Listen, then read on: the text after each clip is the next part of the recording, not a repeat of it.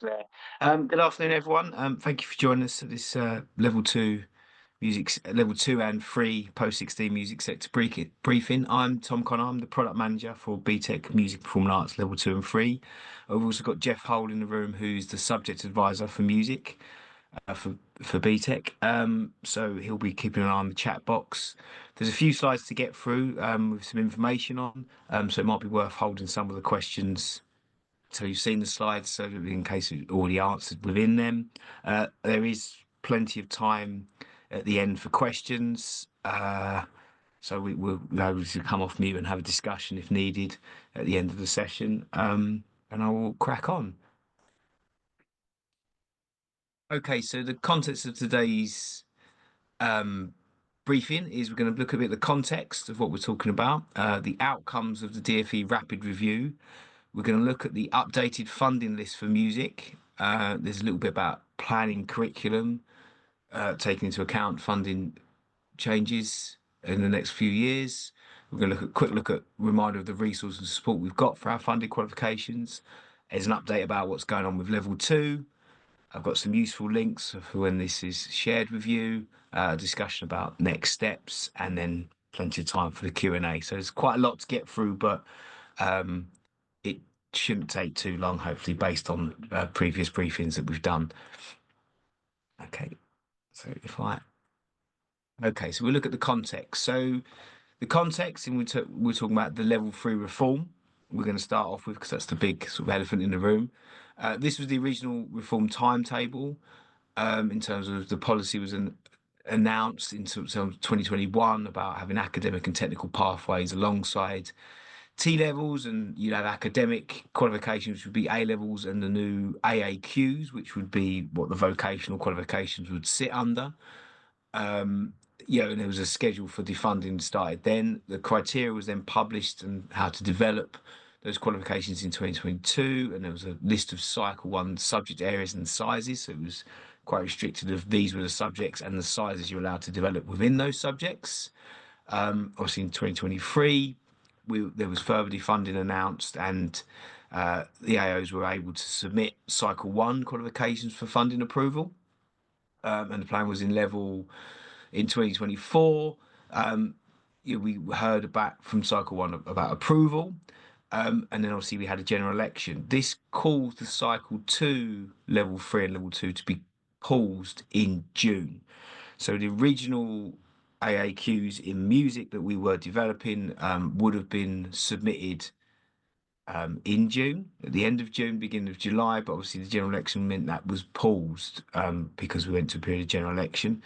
A rapid review was then called in July by the new government, and they also established they would be undertaking a curriculum and assessment review. So in the 2024-25 defunding was then reversed. And then obviously the qualifications that we appealed that were defunded earlier in the year, the outcome of those appeals was announced in November. So the new government basically like rapid review, focus review of all post-16 qualifications reform at level three and below, looking at the contracting of T levels, etc. So essentially, the reform timeline was paused at that point, and we're then in a process of review to see what was happening with future qualifications and the outcomes of that. So what was the rapid review? So it was a focused review, known as the rapid review because obviously it was quick, and it considered whether funding was removed from these qualifications and other qualifications due to be defunded in 2025. So it was those qualifications that appeared on an overlap with a T-level list, and all the qualifications level three and cycle one subjects that were not approved for funding as an AAQ or as a technical. So the outcomes of those reviews were published in December 2024. So as the man in the yellow shirt wants to know, what were the outcomes of the rapid review? So the first outcomes of the rapid review were in November. So these related to the wave four T-level overlap. And we were asked to communicate the outcomes, which we communicated for November. So there were some music qualifications, which included the extended certificates in sound engineering and digital music production, that we appealed, that we didn't feel overlapped with the T level in media and broadcast. And we were successful in that appeal. And then we found out on the 3rd of November that they wouldn't be defunded in 2025, that they would continue alongside the normal timeline at least till 2026. The other key outcomes were the AAQs and technical qualifications cycle one will continue to be first teach for 2025. Just a reminder at the bottom, cycle one includes applied science, construction, early years, engineering, health, and social care and IT. So music that we're talking about today is a cycle two qualification, just in terms of level, just so you kind of don't get too confused with all the different terminology that the DfE are using. So all of the cycle one qualifications in those sectors will continue to be defunded. One interesting thing that was another outcome of the rapid review, the original reforms stressed that there was a one AAQ and two A level study program. So if you could do one 360 GLH AAQ with two A levels, that requirement's been scrapped. So centres convert to choosing study programs that are right for their learners. So there's no restriction on only doing one AAQ anymore. Each sector's funding was reviewed independently and had a bespoke funding outcome. So hence why we are doing bespoke sessions for all of these different subjects, because they're all a bit different in how they kind of came through the review. So level two, cycle one will continue to be first teach 2025. So you can see the cycle one qualifications are kind of continuing on the same time frame, but it's not quite the same for cycle two. So this is the bit I assume most of you really want to see. So this is the updated funding list. There's a link to this because it's on our website. This is the updated funding list for the music qualifications. And there we go. So as you can see now, they are all funded through to academic year 2027. So 26, 27, they are still funded for, and any reform at the moment. The only thing we don't know is what happens in September 27 at the moment.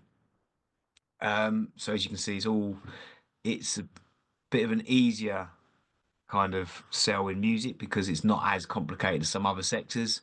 Essentially, all the qualifications you are currently teaching are now DfE announced that they will be funded up to and including academic year 26, 27. So you still have another two cohorts to go through on these qualifications before any potential impact of reform will hit, which I'm sure is a reassurance to many of you that you can kind of plan a bit more in advance. So the next question is, what will happen from 26 onwards, and will there be further reform of qualifications? So it's important to hear it straight from the horse's mouth. So this is the statement the DfE have provided in their FAQs. So they've announced they're inviting all the organisations to submit further new level 3 qualifications in the spring in health, science, construction, digital education, early years and the care service route, and will continue the process of reforming these routes while the curriculum and assessment reviews look at the curriculum more broadly and will allow more newly reformed qualifications to be available for first teaching 2026. We'll provide more information on the timetable for this process as soon as we can in the new year. With regards to the reform of the other level 3 qualifications, such as music, and level 2 and below, we'll provide more information on this in due course. So essentially, we were waiting for the outcome of the curriculum assessment review and information on what happens with the AAQs that were developed for the cycle 2 subjects, such as music, which are all sitting there ready to go, but we don't have any confirmed dates on what the new timeline will be in that, and whether there's any changes to any of the submission process or any of the requirements of that. So as unhelpful it may be, we're in a bit of another waiting period with the DfE, but at least we have some kind of idea of, we have a couple of years kind of we can plan in advance. So in terms of curriculum planning, which most of you will probably know, but we put in it, is always worth talking about. So obviously there'll be no change to the curriculum for 25, 26 or 26, 27. So you can continue planning your programs with confidence. As we await the outcome of the next stage, you may want to consider how you register learners who top up to other sizes and learners who need to fall back to smaller qualifications. So it's just a reminder of when we do get to that reform period, this is when these kind of learners, you do need to consider what you're doing. So we've got some guidance here on transferring learners. So some centres use a model of registering learners on a 1-year programme and the second year topping up learners to to a larger qualification. Where the last funding date is before learners could certificate, centres can only transfer learners. So it's reminding yourself of the difference between a learner topping up and a learner being transferred. So top up obviously has the fees. They contain the same registration number. You don't re-register learners, but it's when they've received the certificate and they've finished that qualification. A transfer is when they register a learner from one qualification to another before they have been certificated. So there's no additional fee at time of registration. So there is a difference between top up and transfer. So when you get into the sort of 26, 27 academic year, and you may be looking at learners who are on that, who maybe want to go into 27, 28 on the qualification they're on, that may not be funded for 27, 27, 8, if they want to go from a 1 year to a 2 year program, is making sure that you transfer them at the appropriate time, that they're not missing out on that kind of window. But we'll have more events and more information and guidance when we have more concrete kind of dates from the DfE about what is happening. But it's worth just considering, having that in the back of your mind, of if you do use that model, that's where you can kind of get issues when you're moving from one qualification to another in the middle of a kind of a change in funding period. So training support. Obviously, we've got lots of support, such as delivering BTEC with Results Plus services. There's lots of teaching and learning. We've got wonderful subject advisors that you can sign up for updates, which I suggest you do. So you get subject-specific updates from them, and you can book in time with them to discuss issues and problems you may have or questions. We're always happy to help as much as we can. We do have in all our qualifications delivery guides and example assignment briefs. There's sample mark learner work and centre standardisation material. These are all on the spec pages under the course materials tab, and you've got recordings of past events, and there's examiners reports for external assessments, things like that. So do use all of the resources we have to help you kind of run and plan your courses as best you can. So moving on to level 2 qualifications for post 16. So this is another one where it has been paused. So we're rolling it out over 3 cycles. As you can see on the right, music in this one was in cycle 3. So it was originally planned for First Teach 2027. Art and design, music and performing arts were all in that. This again will be revisited later in 2025. So the only ones that will be removed from funding approval in 25-26 are those in which the organisation has told the DfE that will be directly replaced by a reformed qualification. All the other qualifications remain funded. So we're kind of looking at, again, we're in that kind of level 2 has also been paused to have a look while the level 3 is being paused. To remind you that we do have like BTEC level 2 in music industry skills, which is currently available, and some of you may use, but that the idea is that will continue as it's being used, obviously with the usual implication of as that it's viable, that there are enough learners that it still meets the funding requirements, etc.